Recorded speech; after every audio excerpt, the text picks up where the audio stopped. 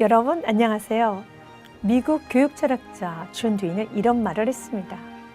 오늘의 학생들을 어제의 방식으로 가르치는 것은 그들의 내일을 빼앗는 것이다.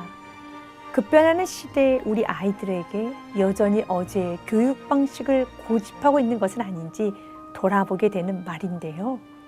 각 분야의 전문가와 함께 새로운 미래를 설계하는 시간, 지식인 미래를 세우다. 오늘은 대한민국 교육혁신의 최전방에서 뛰고 계신 교육학자 이혜정 교수님과 함께하겠습니다.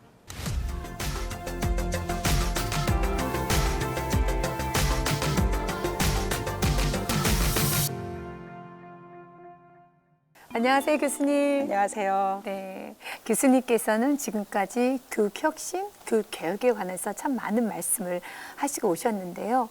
지금 한국 교육에 관한 가장 큰 문제점은 무엇일까요? 우리나라가 국가교육과정을 여러 번 개정을 했잖아요. 최근 맞아요. 이렇게 근데 국가교육과정에 그 문서로 다 되어 있어서 읽어보면 우리나라 국가교육과정에서 기르고자 추구하는 그 역량을 보면 굉장히 훌륭합니다. 굉장히 훌륭하죠. 네, 4차 산업혁명 대비 다 할 수 있을 것처럼 써 있고 네. 인공지능 시대 다 대비할 수 있을 것처럼 써 있고 그런데 국가가 주도하는 시험인 수능이나 아니면 학교에서 하는 내신에서 그 국가교육과정에서 기르고자 목표한 그 역량을 제대로 평가하지 않아요. 그래서 네. 저는 이 어떤 목표와 평가의 괴리 네. 이거를 모니터링하는 시스템이 대한민국 내에 존재하지 않는 게 전 너무 신기했거든요. 네. 수능을 보면 불수능, 물수능 뭐 이런 얘기는 계속 나오지만 그게 우리 국가교육과정에서 목표하고 있는 그 역량을 제대로 측정한 시험 문제 맞느냐 그 얘기는 아무도 하지 않아요. 네. 예를 들어서 영어 같은 거 우리는 영어 국가교육과정에 저는 말하고 쓰기를 가르치지 말라고 한 줄 알았어요. 근데 말하고 쓰기를 가르치라고 되어 있고 평가하라고 되어 있습니다. 네, 그렇죠. 그런데 수능이나 내신에서 말하고 쓰는 거 제대로 없죠. 평가하지 않잖아요. 네, 맞아요. 그러니까 우리는 1등급을 받아도 영어를 초중고 통틀어서 다 1등급을 받은 학생도 말하고 쓰는 게 안 편해요. 편하지 않죠. 네, 그런 게 이제 저는 우리나라에서 국가교육과정 목표는 훌륭한데 평가는 엉뚱한 거를 측정하는 것에 대한 이 문제가 굉장히 심각하고 그래서 국가교육과정에서 기르고자 하는 목표를 제대로 잘 측정 평가해서 기를 수 있다라고 하면 저는 이 우리 교육 문제가 어느 정도 해결되는데 네. 좀 돌파구가 생기지 않을까 이런 생각을 합니다. 네, 교수님께서는 교육과 평가 부분에서 큰 괴리가 있다라고 말씀하셨는데요. 네. 그러면 지금 우리에게 빠르게 좀 변화되고 또한 개혁해야 될 그런 교육의 방법 중에 창의성 교육에 관해서 교수님께서 좀 말씀을 많이 하시더라고요. 네, 맞습니다. 그러니까 시험 문제가 다음 중 적절한 것은 이런 거를 오지선다해서 고르는 걸로 하면 누군가가 생각하는 적절함을 내가 맞추는 훈련을 계속 연습을 해야 되는 거잖아요. 그렇죠. 근데 그게 누군가가 생각하는 적절함이지 내가 생각하는 적절함은 다를 수 있잖아요. 그렇죠. 그 내가 생각하는 적절함이라는 거를 생각해내고 그걸 논리적으로 완성도 있게 발달시키는 그런 훈련 자체는 원천 차단되는 시험 문제 패턴인 거거든요. 네. 근데 그냥 뭐 다음 중 적절한 것은 이런 시험 문제가 아니라 예를 들어서 국어 같은 경우는 문학 작품은 인간의 가치에 대해서 암묵적으로 가르친다. 네가 학교에서 배웠던 작품 2가지를 들고 이것에 대한 타당성에 대해서 2시간 동안 써봐라. 이런 게 수능 시험 문제예요. 네. 국어 수능 시험 문제. 네네. 예를 들어서 역사는 동학혁명은 일본의 조선병합을 불가피하게 만들었다는 주장에 대해서 너는 얼마나 동의하는지 2시간 동안 써봐라. 논하라. 이런 네. 게 수능 시험 문제예요. 근데 네네. 이게 뭐 다음 중 시대순에 알맞게 나열한 것은 혹은 다음 중 적절한 것은 이런 시험 문제하고는 좀 차원이 다른 비판적인 창의적인 사고력을 측정 평가를 하기 때문에 길러질 수밖에 없어요. 그걸 연습을 하려면 거기서 네. 고득점을 받으려면. 네네. 네, 그래서 시험 문제 평가가 이런 방식으로 바뀌면 그러면 교수법, 학습법 그리고 여러 가지 것들이 다 바뀐다고 생각을 합니다. 그러면 학생들이 창의적인 생각을 하기 때문에 그들의 삶의 질도 훨씬 더 좋아질 것이고 또 다방면에서의 그들의 어떤 생각도 많이 펼쳐질 수 있는 좋은 기회가 교육을 통해서 이루어진다고 교수님께서는 이제 말씀을 많이 하시는 것 같아요. 그렇죠. 이제 인공지능이 보편화되는 이런 시대에 네. 그냥 검색하면 바로 나올 그 지식을 암기하는 걸로 줄 세우기를 하는 거는 너무나 아무런 의미가 없는 상황이 이미 됐고요. 그 인공지능 시대에 살아남기 위해서는 인공지능보다 내가 더 뛰어난 뭔가를 한다보다는 인공지능과 협업해서 어떻게 얼마나 더 잘 나의 자생력을 찾아나갈 수 있을지를 생각하려면 결국은 내가 생각하는 힘이 있어야 돼요.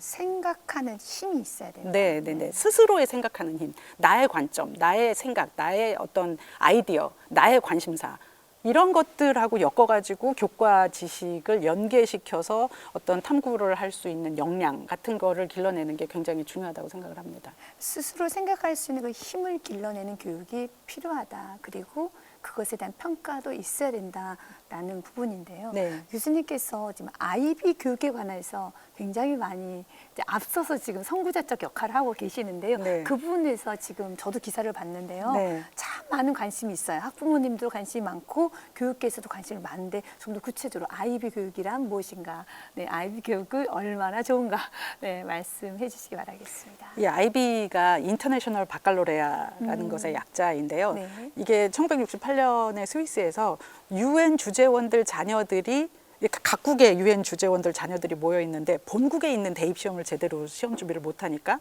전 세계 어느 나라 어느 대학에서도 인정받을 수 있는 국제 공인 대입 시험을 만들어야 되겠다. 이게 이런 그 취지로 만들기 시작했거든요. 그러니까 국제 공인 대입 시험이 중요하고 그 시험을 준비하기 위한 고등학교 프로그램이 처음 시작이 된 거고 네. 중학교 초등학교는 거의 한 30년쯤 후에 프로그램이 나온 거예요. 그래서 여기서 가장 핵심은 국제 공인 대입 시험과 그것을 준비하기 위한 고등학교 프로그램인데 네. 그러다 보니까 전 세계 어느 나라 어느 대학에서도 인정받을 수 있는 국제 공인 대입 시험의 신뢰도와 공정성과 타당도가 너무나 핵심적으로 중요한 그런 제도였던 거죠. 그래서 전 과목이 거의 주관식, 논술형, 네. 정성평가 이런 건데 그런데 신뢰롭고 공정해요.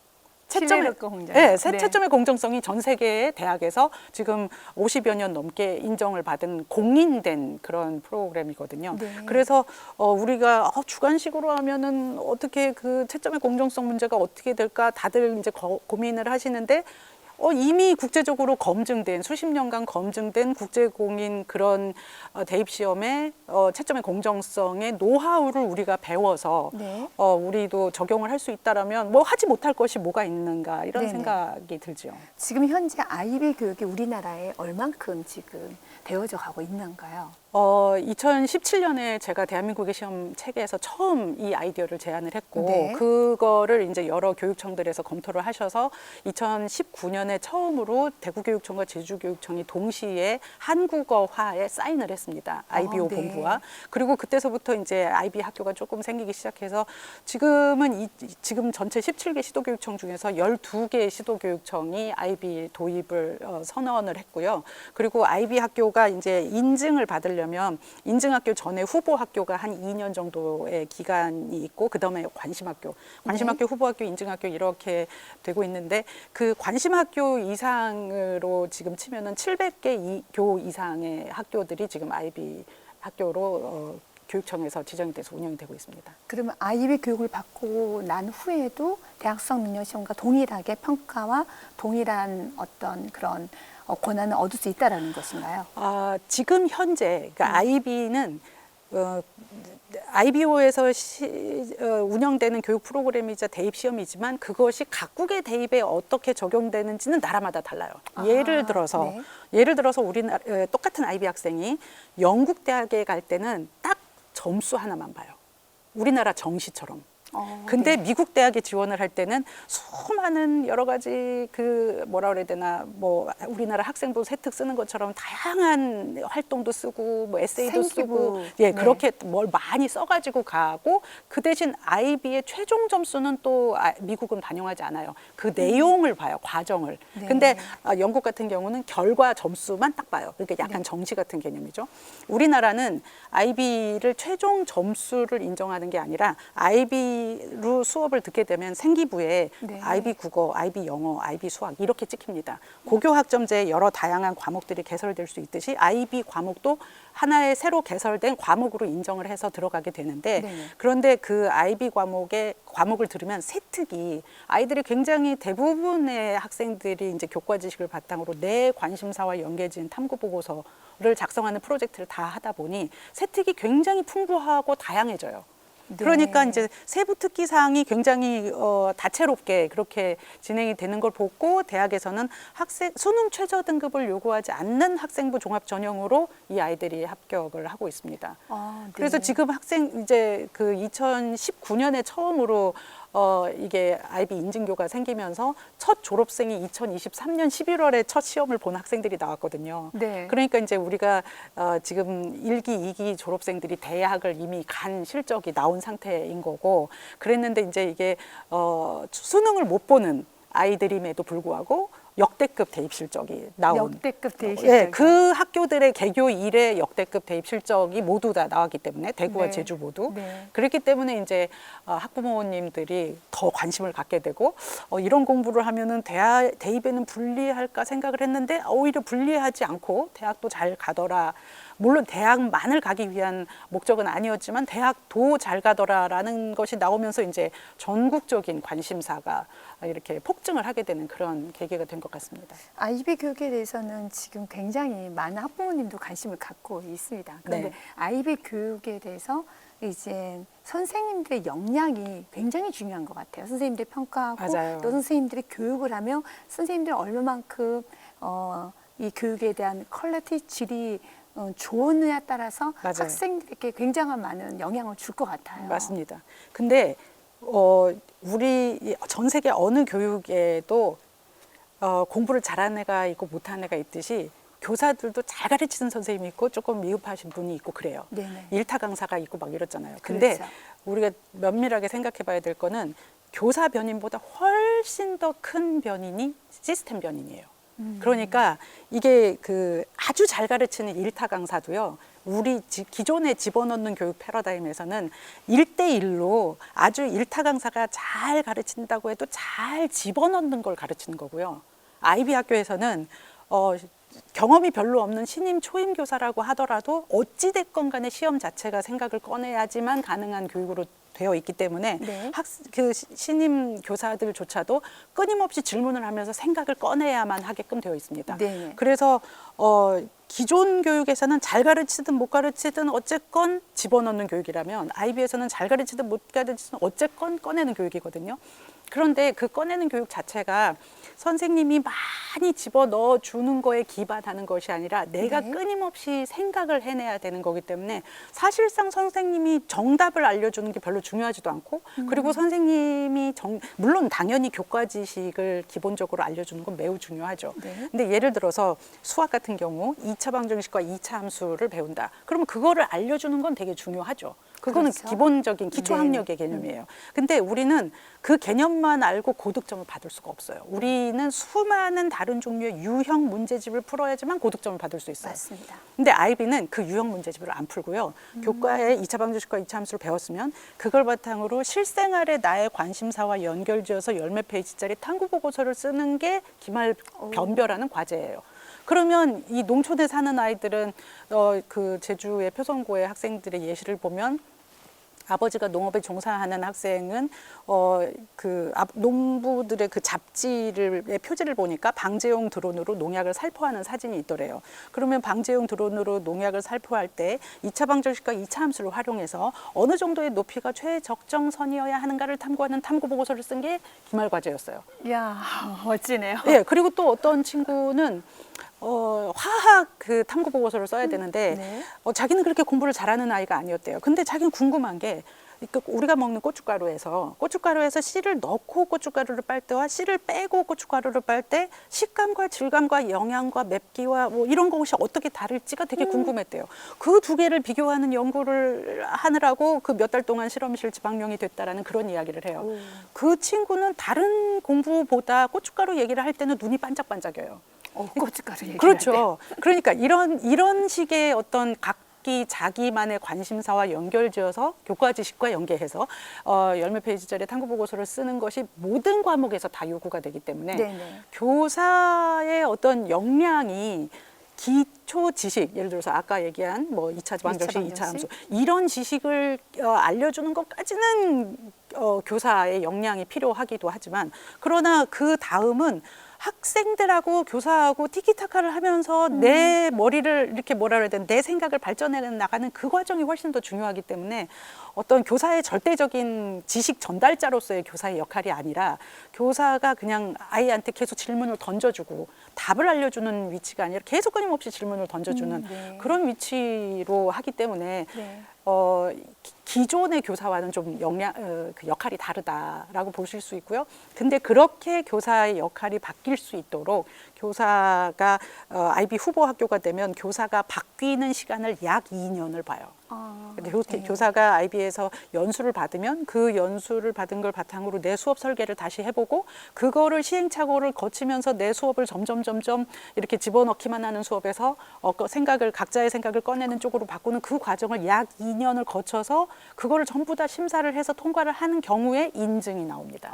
네. 그러니까 IB 인증이라는 게 이렇게 모든 교사들이 한꺼번에 아무 훈련도 없이 갑자기 나오는 게 아니라 약 2년 동안 교사들이 이렇게 불철주야 노력을 해서 바꾸는 그런 과정을 통해서 IB 인증교가 되기 때문에 네네. 우리 교사들이, 그리고 전 세계에서 우리 교사들의 그 교과 내용 전문성 수준은 월드탑입니다. 그렇죠. 네. 그래서 시스템만 바뀌면 저는 우리 네. 교사들이 날개를 달 수 있을 거라고 날개를 생각을 달수 합니다. 있겠다. 네.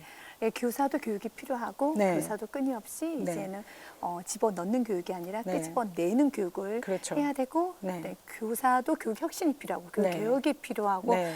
이제 듣다 보면 참 많은 게 필요할 것 같지만 네. 그러나 또 이제 하나만 우리가 조그만 생각만 전환을 하면 굉장히 또 쉽게 네. 이 아이비 교육에 대해서 우리가 좀 다가갈 수 있을 것 같다는 생각이 좀 듭니다. 네. 그러면서 교수님께서 쓰셨던 책 정말 핫한 책이었는데요. 네. 서울대에는 누가 A+를 받는가? 네. 네, 그 책을 쓰셨는데요. 네. 예, 그 책을 이제 쓰시게 된 이유 또한 사람들은 이런 말을 많이 해요. 네. 명문대만 가면 성공 다 되는 거 아니야? 네. 라고 하는데 현실은 어떤가요?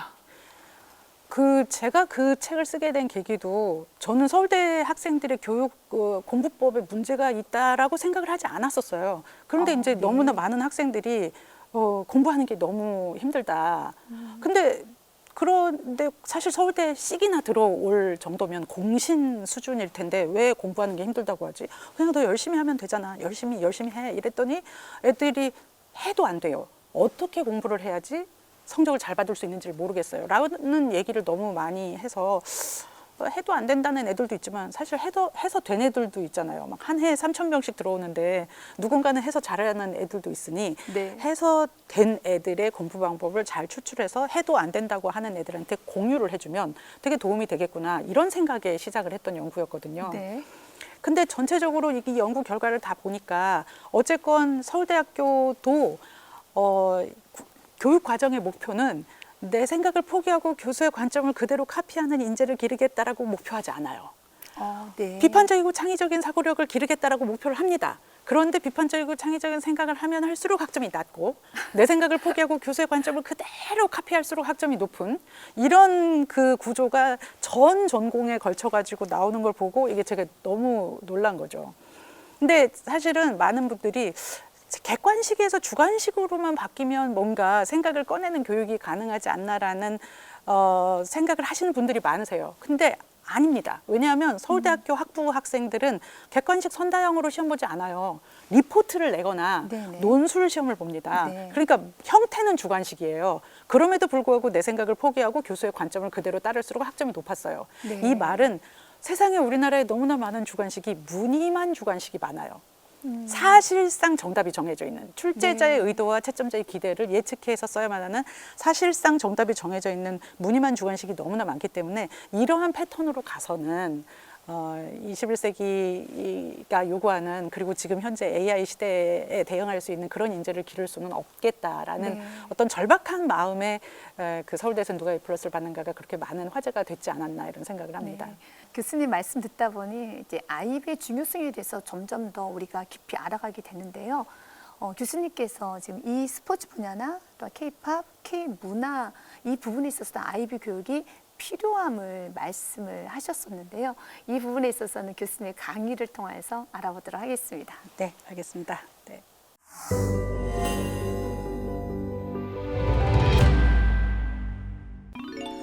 아이비가 아까 말씀드렸듯이 UN 주재원들 자녀들을 대상으로 만들었다고 했잖아요. 근데 UN이 2차 세계대전 후에 세계 평화를 유지하기 위해서 만든 기구잖아요. 그러다 보니까 당연히 자연스럽게 세계 평화에 기여할 수 있는 인재 양성을 하자라는 그런 교육 목표를 자연스럽게 세울 수 있을 것 같아요. 근데 어떻게 하면 세계 평화에 기여할 수 있는 인재 양성을 하느냐가 되게 관건이잖아요. 근데 UN이 여러 나라 기구 그 여러 나라의 대표들이 모인 기구잖아요. 근데 예를 들어서 프랑스 유엔 대사와 독일 유엔 대사는 우리나라랑 일본처럼 사이가 나빴대요.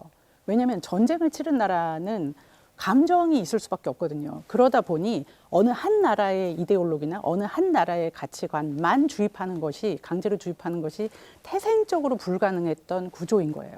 그러다 보니 아이비는 미션에 명시적으로 나와 다름이 있는 사람도 오를 수 있다는 그런 것을 배울 수 있는 평생학습자로 성장하는 것을 명시적으로 써놓고 그걸 바탕으로 해서 세상을 더 낫고 평화롭게 만드는 그런 인재를 기르겠다라는 게 명시적으로 써 있습니다. 그래서 다름을 틀림으로 바라보지 말자라는 그런 주장은 많은 교육 프로그램에서 하지만 우리도 그렇게 합니다. 그런데 다른 답은 틀린 답으로 채점되는 평가 시스템에서 12년을 크다가 나오면 내가 엄청 나쁜 사람이 아니라고 하더라도 나와 다름이 있는 사람에 대해서 우리는 그냥 본능적으로 안 편한 그런 인식이 학습이 되는 겁니다. 그게 이제 교내에서 는 좀 심화되면은 뭐 왕따와 학폭으로 이어지는 거고 그게 사회로 나가면 극심한 징연과 갈등으로 이어지는 거고 그게 국가 간으로 가면 전쟁으로 이어진다라고 생각하는 게 아이비의 생각이었어요. 그러니까 전쟁을 막고 평화를 유지를 하려면 학교에서부터 많은 다름을 존중해야 된다라는 게 굉장히 이제 그 교육 과정의 철학의 기반에 깔려 있습니다. 그러다 보니 다른 답은 다 틀린 답이 되고 한 가지만 정답인 그런 종류의 시험 문제를 낼 수가 없는 거예요. 그래서 아이비는 아주 그 태생적으로 세상에 수많은 다른 종류의 답이 있다라는 것을 존중하고 인정하는 채점 기준을 가지고 있습니다. 이 철학과 채점 기준이 이제 구현되는 그런 과정에서의 예시를 제가 두 가지를 들어보려고 하는데요. 하나는 예전에 그런 생각을 했어요. 처음에 이제 IBO에서 리더십 팀들이 오고 그랬을 때 그 IB 회장님 주변 그 수행원 중에 일본 대표도 계셨는데 일본 분하고 우리가 저기 제주도에 있는 태평양 전쟁 흔적인 비행기 경납고를 같이 둘러본 적이 있었습니다. IB 리더십 팀과 함께. 그때 사실 태평양 전쟁 일제 강점기 이런 거는 일본하고 우리나라하고 같은 역사의 경험이 있는 거잖아요. 근데 이제 입장이 다른 건데 그런 거를 한일 역사 공동 수업 같은 거를 하면 얼마나 흥미로울까라는 그런 이야기를 나눈 적이 있었습니다. 그런데 최근에 제주도 표선에 있는 IB 고등학교하고 일본의 나가노에 있는 요시다 고등학교가 서로 한일 역사 공동 수업을 했어요. 양국의 고등학교 학생들이 각기 그 한국과 일본 양쪽의 역사 교과서를 읽고 이 둘이 얼마나 다르게 기술되었는가를 서로 비교 분석하면서 그것을 서로 발표하고 줌 미팅으로 발표를 하고 물론 이제 통역이 붙긴 했습니다만 어쨌건 그런 수업이었었거든요. 독일의 히틀러와 이탈리아의 무솔리니와 일본의 히로히토가 같은 구조로 기술된 것에 너무나 충격을 받았대요. 왜냐하면 우리는 이 셋이 다 전범이라고 생각을 하는데 일본은 히로히토 천황을 전범이라고 전혀 생각하지 않는 구조로 학습이 되어 왔던 거죠. 그리고 걔네들은 731 부대를 들어본 적이 없는데 우리는 교과서에 731 부대와 아우슈비츠 수용소와 난징 대학살이 같은 그 페이지에 기술이 되어 있대요. 그것도 너무나 충격적이었다고 하더라고요.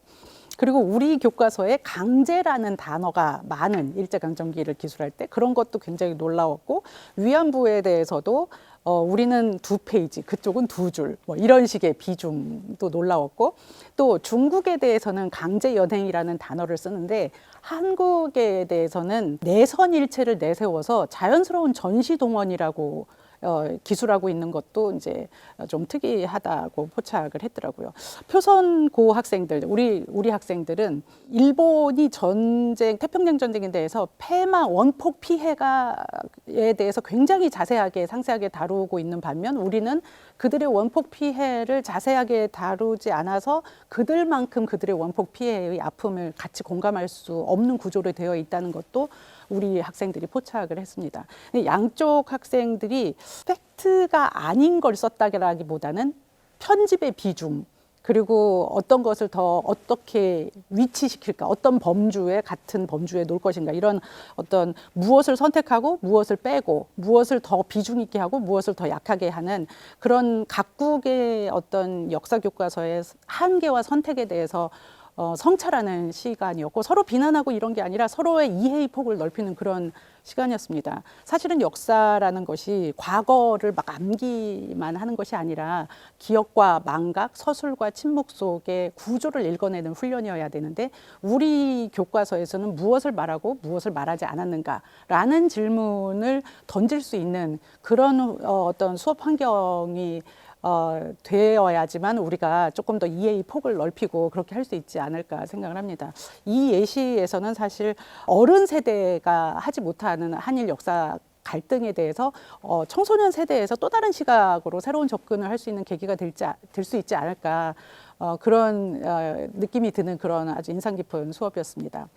또 다른 예시는 K-팝 엔터테인먼트 관계자께서 저한테 자문을 구했는데, 그 얘기는 뭐냐면 K-팝 아이돌이 되려면 굉장히 훈련을 많이 해야 되는데, 그렇게 훈련을 하다 보면 정상적인 학교 교육이 제대로 이루어지기가 어려워서 학교를 중퇴를 하기도 하고, 또 학교를 중퇴를 안 해도 학교 공부에 집중을 할 수가 없어가지고 제대로 학력이 갖추어지기가 어려운 상황이래요. 그런데 극소수만 데뷔를 한대요. 그러니까 대다수는 데뷔를 못하는데, 그 데뷔를 못하는 대다수를 소위 망돌이라고 부른다고 하더라고요. 망한 아이돌 지망생, 그렇게 부른다고 하는데, 그런 아이들 중에 너무나 아까운 인재들이 많은데, 그런 아이들이 데뷔를 못하게 되면 진로도 애매하지만 진학도 애매해지는, 굉장히, 그래서 결국은 사회에서 낙오가 되는 이런 상황이 생겨서 그런 아이들이 너무 안타깝다, 이런 얘기를 하고요. K-팝 아이돌 연습생 공고를 내면 전 세계에서 며칠 만에 수천 명이 지원을 한대요. 근데 그런 학생들을 우리나라에서 받아들일 인프라가 없다는 거죠. 이런 그 너무나 아까운 인재들, 열정적인 인재들을 어떻게 했으면 좋겠는가, 그런 이야기를 하는데, 사실 저는 그게 아이비가 굉장히 키 솔루션이 될 수 있다고 생각을 하는 게, 최근에 이제 K-팝 데몬 헌터스가 굉장히 인기를 얻고 그 노래, 그 빌보드 1위를 계속 차지하고 있었던 그 골든이라는 노래의 작곡가이자 가수인 이재 씨가 사실은 SM에서 10여 년 동안 연습생이었지만 결국 10여 년 후에 최종적으로 데뷔를 못하는 탈락한 소위 망돌이었거든요. 그런데 너무나 좌절하고 너무나 힘든 시간을 지냈지만, 그 이재 씨는 중간에 아이비 음악 과목을 심화 수준으로 이수를 했어요. 음악 과목을, 아이비 고등학교 프로그램에서 음악 과목을 심화 수준으로 이수를 했다라는 건 이과, 수학, 수투까지 다 했다는 것 같은 분량으로 한 거예요. 굉장히 뭐 고등학교 2학년, 3학년 동안 240시수를 들어야 되고 막 이런 상황인데, 굉장히 체계적으로 음악에 대한 무슨 K-팝 아이돌뿐만 아니라 이렇게 작곡을 하는 거, 평론을 하는 거, 뭐 산업에서 어떻게 무대 연출하는 거, 뭐 퍼포먼스 하는 거, 모든 다방면에서 체계적으로 교육을 받았거든요. 그 교육의 효과가 지금 오늘날의 영광의 발판이 되었을 것이라는 거는 사실은 아무도 부인할 수 없을 거예요.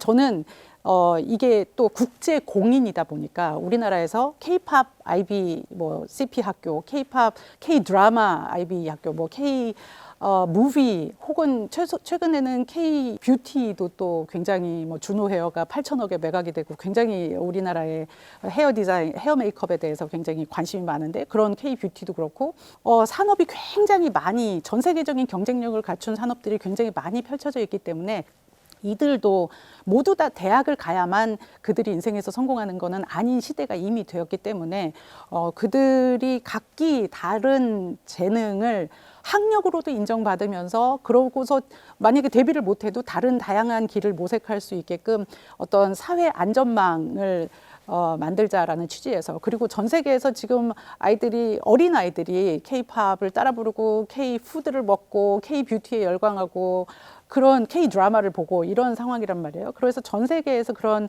유능하고 열정적인 어린 인재들이 우리나라에 유학 올 수 있게끔 그렇게 초중고 K-팝 학교, K-드라마 학교, K-컬처 학교를 열 수 있다면 저는 우리나라의 어떤 글로벌 파워가, 그런 소프트 파워가 전 세계적으로 확산되고 지속 가능하게 만드는데 굉장히 도움이 될 것 같아요. 그래서 저는 이렇게 시대적인 전환기에 시대의 변화의 흐름을 제대로 읽고 빨리 대응하는 것이 생존에 너무나 필수 불가결한 과제라고 생각을 합니다. 왜냐하면 구한 말에 전 세계에서 어마어마한 근대화라는 쓰나미가 닥쳤을 때 아시아에서 최초로 일본이 메이지 유신에 성공을 했고 그 이후로 지금까지 한 세기 이상을 아시아를 선점해 왔습니다. 우리나라도 근대화를 하긴 했죠. 늦게 했죠. 그리고 나라를 잃었죠.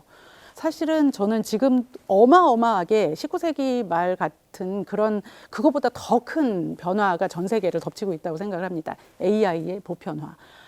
기존과는 차원이 다른 전환이 일어나고 있는데, 이러한 시대적인 전환기에 마차에서 자동차로 시대가 바뀌는데 조금 더 나은 마차를 만들기 위해서 죽으라고 노력하는 게 큰 의미가 없듯이, 지금 기존의 정답풀이, 수능에서 한 문제 더 맞추기, 이런 것은 그냥 조금 더 나은 마차를 만들기 위한 것과 다름이 없거든요. 이러한 시대에 시대적인 흐름을 빨리 읽고 거기에 맞게 빨리 대응하는 게, 왜냐하면 늦게 근대화를 해서 나라를 잃었던 구한말의 어리석음을 반복하지 않으려면 타이밍이 저는 관건이라고 생각합니다.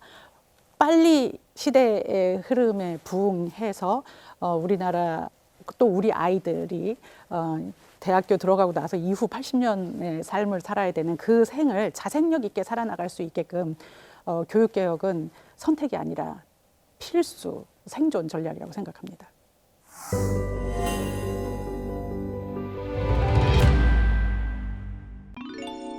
네, 교수님 강의 너무 잘 들었습니다. 네, 교수님 강의 듣다 보니 이제 이런 궁금한 부분이 좀 생기더라고요. 그렇다면 창의성 교육이 참 중요한데 그 창의성 교육을 평가하는 부분에 있어서 얼마나 공정한가, 이 부분에 있어서 교수님 생각은 어떠신가요? 예, 그 약간 주관식 논술 이런 거는 채점의 공정성이 과연 어떻게 확보되는가라는 그런 궁금증을 많은 분들이 갖고 있습니다. 근데 이 국제적으로 공신력을 얻고 있는 IB의 채점 시스템을 보면요, 예를 들어서 뭐 문학 작품은 허구임에도 불구하고 진실을 추구한다고 말할 수 있는지, 네가 학교에서 배웠던 작품 2가지를 들고 2시간 동안 써봐라. 이게 국어 기출 문제거든요. 그러면 정답이 없잖아요. 그런 것에 대해서 어떻게 채점할까가 굉장히 이제 걱정이 되는데, 일단 모든 시험 문항에 대해서는 엄격하게 채점 기준이 있고요. 이렇게 아이들이 전 세계에서 우리나라 수능이 한 1년에 50만 명 보는데요. 프랑스 바칼로레아 같은 경우는 1년에 한 80만 명 정도 봐요. 그리고 IB 같은 경우는 한 20만 명 정도 보거든요. 전 세계에서 이렇게 막 애들이 막 쓰잖아요. 그러면은 시험 문제 20만 명 정도 되는 애들의 시험 문제를 다 걷어서 영국의 채점 센터로 가요. 거기에 한 직원이 300명 정도 있어요.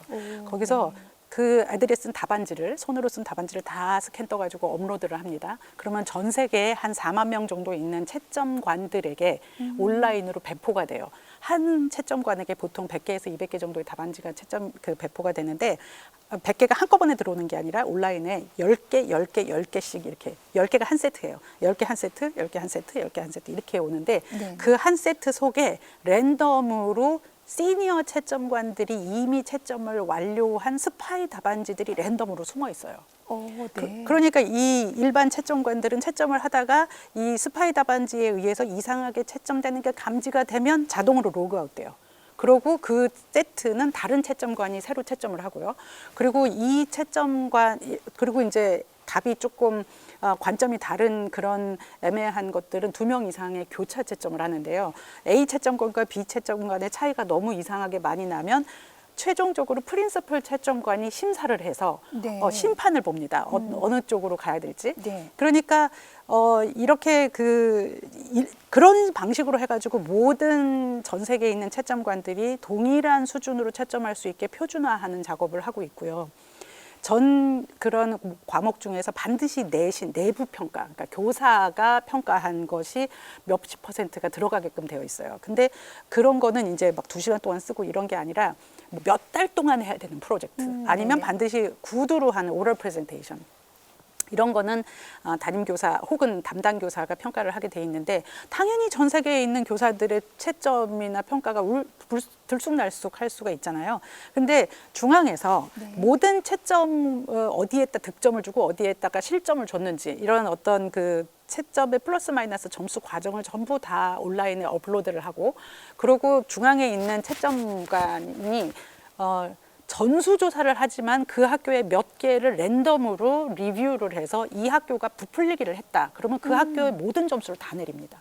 오. 이런 방식으로 조정하는 과정을 거치기 때문에 선생님들도 학생들도 이게 내 그 점수가 조정되지 않기 위해서, 그러니까 올라가면 좋겠지만 떨어지는 거는 오히려 당연히 되죠. 안 되니까 네. 그 정확하게 평가 루브릭에 맞춰서 채점을 하기 위해서 정말 혼신의 힘을 다하십니다. 그래서 실제로 1기, 2기 우리나라 공립학교에서 교사들이 채점을 한 걸 보면 많이 선생님들이 너무나 많이 미리 채점 기준을 알고 연습을 했기 때문에 크게 많이 변화되지 않고 우리나라의 교사들은 채점 수준이 다른 나라 교사들보다 훨씬 더 잘하고 있는 것이 확인되고 있거든요. 그래서 전 세계적으로 이렇게 하는 방식으로 인해서 주관식이고 정성평가임에도 불구하고 채점의 그 표준화가 되고 일관되게 신뢰롭게 채점할 수 있는 그런 시스템이 정착이 되어 있습니다. IB 교육에 있어서의 어떤 공정성 부분에 있어서는 문제가 없다라는 말씀이시죠? 네. 그러면서 지금 우리 한국 교육에 있어서의 가장 큰 문제 중에 하나가 사교육이거든요. 맞아요, 맞습니다. 그러면 IB 교육이 들어오면은 사교육이 없어질 수 있을까요? IB는 사교육의 근절책으로 나온 건 아닌데 네. 사교육의 지형 변화는 불가피합니다. 왜냐하면 일단 우리나라 사교육에서의 가장 많이 하는 것 중에 하나가 굉장히 다양한 유형 문제집들을 문제풀이하는 거거든요. 근데 그렇죠. IB는 문제풀이를 하지 않아요. 그 유형 문제집들을 풀어야 하는 그런 시험 문제가 나오지 않아요. 아까 말씀드렸듯이 예를 들어서 2차 방정식과 2차 함수를 배우면 그걸 바탕으로 실생활에서 나의 관심사와 연결지어서 열몇 페이지짜리 탐구 보고서를 써야 되잖아요. 그러면 2차 방정식과 2차 함수를 학교에서 배웠는데 이걸 잘 이해를 못하겠다 하면 그것까지는 학원을 가거나 뭐 인강을 듣거나 일타 강사를 하거나 사교육의 영향을 받을 수 있어요. 거기까지예요. 거기까지. 네. 네. 그 다음에 수많은 유형 문제집을 풀어야 되는 거를 사교육을 안 가도 되니까 그 문제풀이 학원이 일단 소용이 없게 되고요. 그 다음에 IB가 이제 최종적으로 변별하는 탐구 보고서는 실생활에 나의 관심사와 연결지은 보고서여야 되잖아요. 그러면은 농촌에 사는 아이들은 농업과 관련된 아까 뭐 고춧가루 이야기도 하고 무슨 방제용 드론으로 농약을 살포할 때 어쩌고 저쩌고 이런 식의 그런 그 탐구 보고서는요. 그 현지 맥락에 대한 이해가 높은 현지 담당 교사의 피드백이 대치동의 일타 강사의 피드백보다 훨씬 더 비중이 높을 수밖에 없어요. 왜냐하면 현지 맥락성을 알고 있기 때문에. 네. 그래서 IB는 구조적으로 태생적으로 그 맥락을 알고 있는 현지 담당 교사의 비중이 커지고 대치동 뭐 일타 강사 뭐 이런 영향력은 사실 약해질 수밖에 없는. 그러니까 사교육 근절책은 아니지만 사교육의 지형 변화는 불가피하다. 그리고 네. 수많은 그 문제집 시장이 IB는 50여 년 역사를 가지고 있지만 전 세계적으로 문제집 시장이 존재하지 않거든요. 왜냐하면 IB는 기출 문제가 여러 문제를 주고 그 중에서 하나를 골라서 2시간 동안 써라 이거예요. 그러니까 기출 문제가 이미 많고 수많은 기출 문제들이 수십 년 동안 누적되어 있기 때문에 전 세계 어느 누구도 기출 문제를 다 풀고 시험 보는 사람이 없어요. 그러니까 그렇겠죠. 기출 문제도 다 풀 수 없는 상황에 문제가 이미 많은데 문제집 시장이라는 게 따로 존재하기 어렵겠죠. 그래서 아이비는 사교육 근절책은 아니지만 사교육의 지형 변화는 불가피하다. 네. 이렇게 말씀드릴 수 있습니다. 그리고 또 하나는 사교육이 영어로 학계에서 프라이빗 에듀케이션이 아니라 섀도우 에듀케이션이에요. 섀도우 에듀케이션. 그림자 교육인데 그림자는 본체가 있거든요. 그렇죠. 근데 본체가 우리 본체가 사실은 공교육이잖아요. 그러니까 사교육에서 그렇게 죽어라고 문제풀이를 하는 이유는 그렇게 해야지만 공교육의 수능과 내신에서 점수를 잘 받을 수 있기 때문이에요. 근데 공교육에서의 평가 자체가 책 읽고 토론하고 생각을 꺼내는 쪽으로 바꿔야지만 고득점을 받을 수 있는 그런 구조라면 사교육도 책 읽고 토론하고 생각을 꺼내는 쪽으로 바뀌겠죠. 그러니까 이거는 사교육의 지형 변화는 불가피하게 유도할 수밖에 없다. 네, 그렇게 말씀드릴 수 있겠습니다. 너무 감사합니다. 네. 교수님께서 아이비 교육이 지금 한국 교육에 필요하며 그리고 미래를 세우는 부분에 있어서 아이비 교육이 지금 절실하게 필요하다라는 부분에서 말씀을 해주셨는데요. 강의를 듣다 보니까 또 우리 같이 이야기를 나누다 보니 좀 마음이 후련해지는 것 같아요. 이게 하나의 돌파구가 될 수 있지 않을까라는 생각을 많이 해보게 되었습니다. 교수님이 더 한국 교육의 미래를 세우는 부분에 있어서 더 많은 강의와 또한 더 많은 열정을 표해 주시기 바라겠습니다. 좋은 강의 너무너무 감사합니다. 감사합니다. 교수님.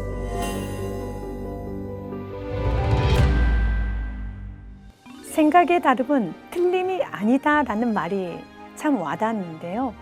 아이에게 정답을 묻기보다 왜 그렇게 생각하는가를 물을 때 교실이 달라지고 우리 사회의 내일도 더 견고해지지 않을까요? 각 분야의 전문가와 함께 새로운 미래를 설계하는 시간, 지식인 미래를 세우다. 다음 시간도 기대해 주세요. 함께해 주신 여러분 고맙습니다.